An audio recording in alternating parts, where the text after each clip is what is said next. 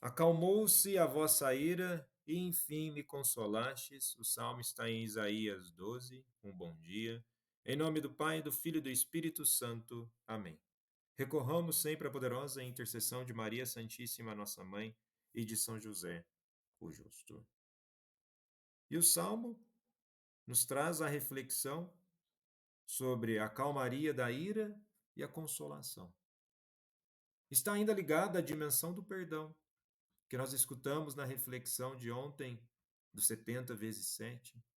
E a consolação de Deus vai nos trazer o quê? Conforme está no versículo 1 do Salmo. Com alegria bebereis no manancial da salvação. O perdão remete à ideia de salvação. E o que cabe ao ser humano é, de fato, buscar o perdão. A partir do perdão, regeneração. A regeneração já começa em princípios de conversão. Conversão, transformação de atitude, e vida transformada é uma vida nova. A possibilidade de um futuro com esperança e não de destruição e perdição. Na primeira leitura de hoje da profecia de Ezequiel, no capítulo 16, versículos 1 ao 15, versículos 60 e 63, aqui temos uma reflexão acerca da fidelidade. Em que sentido?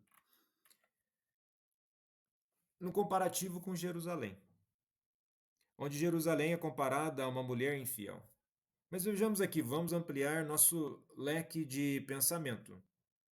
Pode ser comparado a uma mulher infiel, a um homem infiel, enfim, ao gênero humano, não fica nessa distinção de sexo, simplesmente retrata onde muitas vezes a humanidade também é infiel a Deus. E por meio do profeta Ezequiel, descreve a origem humilde de Jerusalém, seu crescimento sob os cuidados divinos e sua eventual traição ao se voltar para a idolatria e práticas detestáveis. E este texto é um dos mais gráficos e intensos do Antigo Testamento, expressando a profundidade da relação de Deus com seu povo e a gravidade da infidelidade espiritual. E dos versículos 1 ao 7, Deus descreve Jerusalém como uma criança abandonada, nascida de pais amorreus e hititas, representando a origem pagã da cidade. E Deus encontra essa criança, cujos pais a rejeitaram, e a resgata, cuidando dela com ternura. Isso simboliza a fundação humilde e desprotegida de Jerusalém, antes de se tornar uma cidade importante sob a proteção e as bênçãos de Deus. Nesse sentido, lá no versículo 60, apesar da traição de Jerusalém, Deus promete lembrar-se da aliança feita com ela nos dias de sua juventude e estabelecer uma nova aliança eterna. E esta aliança é baseada na misericórdia e na graça, destacando a fidelidade de Deus, mesmo diante da infidelidade humana. E nos versículos 61 e 63, Jerusalém será restaurada e Deus promete restaurar sua relação com ela. Ele perdoará seus pecados e Jerusalém se lembrará de sua infidelidade com remorso. Então vejamos, se os pecados serão perdoados, isso nos aponta para uma lógica de esperança, não de permissividade. Em que sentido? Permissividade ou presunção é que muitas vezes podemos cair numa armadilha moral de pensar: se Deus sempre me perdoa, então eu sempre vou pecar. Bom, devemos pensar, onde está o princípio de fidelidade aí? Na verdade, se Deus sempre me perdoa, ele é um Deus de amor, então eu também vou viver na lógica do auto-perdão para não cometer aquilo que eu já cometi. Isso é um princípio de transformação.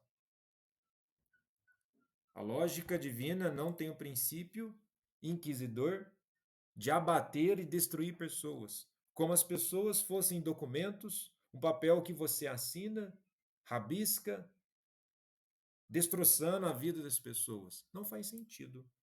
E o texto também aponta para que, na cultura antiga do Oriente Próximo, o casamento era uma metáfora comum para a relação entre uma deidade e seu povo, nessa questão da aliança. E a infidelidade conjugal representava o pecado de idolatria e o adultério espiritual, era visto como uma traição direta à aliança com Deus.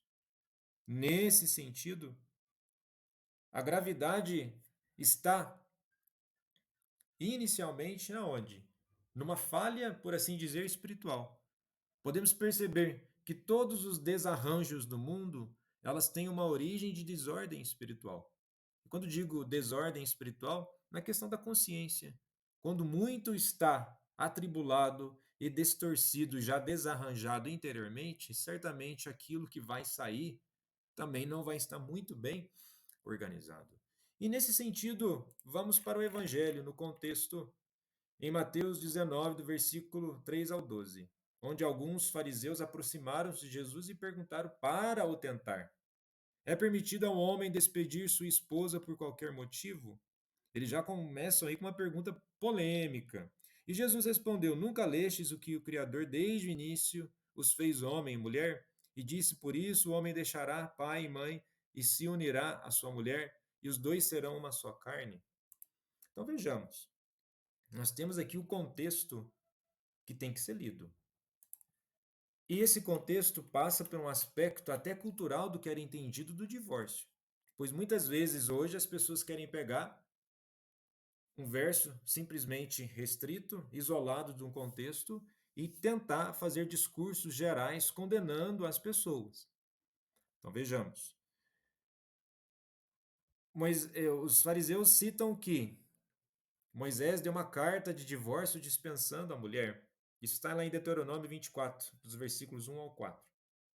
Esse documento de divórcio, né, o Sefer Keritut, se ele encontrasse algo indecente na mulher. Mas vejamos, algo não é só encontrado indecente na mulher, pode ser encontrado indecente no homem. Enfim, novamente, nós vamos para a questão do ser humano.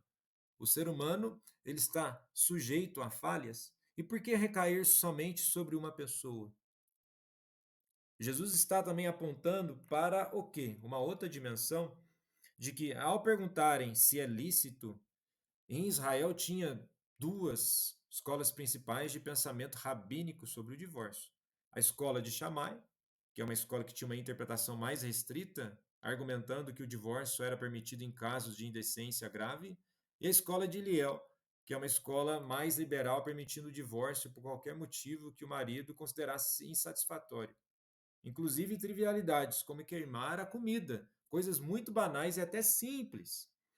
Nesse sentido, o que Jesus aponta para o caminho da misericórdia e para o caminho da justiça é que as pessoas, como eu já disse, não devem ser tratados como meros documentos onde você escreve determinada coisa, traça uma sentença e com isso você descarta as pessoas. Esse não é o sentido. Ele coloca um contraponto. Existe sim a santidade matrimonial, mas, por outro lado, existe uma permissividade sobre certas práticas. Infelizmente, no mundo de hoje, existe uma romantização do divórcio. Mas isso não quer dizer que as pessoas que estão separadas, elas estão desagradando a Deus, que elas estejam enfrentando a Deus. Isso é resumir muito as relações humanas e entender muito pouco daquilo que está escrito e daquilo que o nosso Senhor apontou como caminho de misericórdia e transformação. Que tenhamos discernimento e que nosso olhar constantemente seja de perdão. Jesus, manso e humilde de coração, fazei nosso coração semelhante ao vosso.